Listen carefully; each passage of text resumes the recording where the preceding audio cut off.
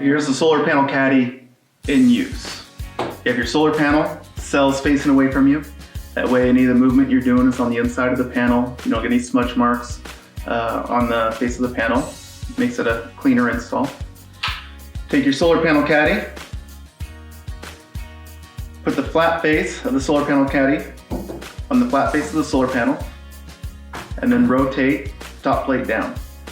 At this point, you have your safety block underneath the frame of the panel, your flat plate on the face of the solar panel, and all you do is lift up on that handle.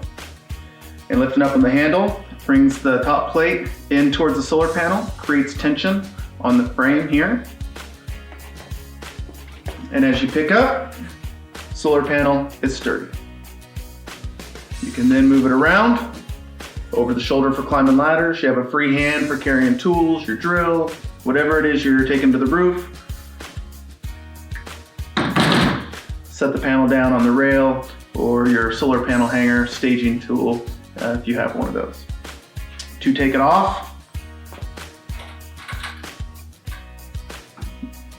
rotate the handle down, top plate up. You're all ready to go. Solar Panel Caddy, Solar Tools USA.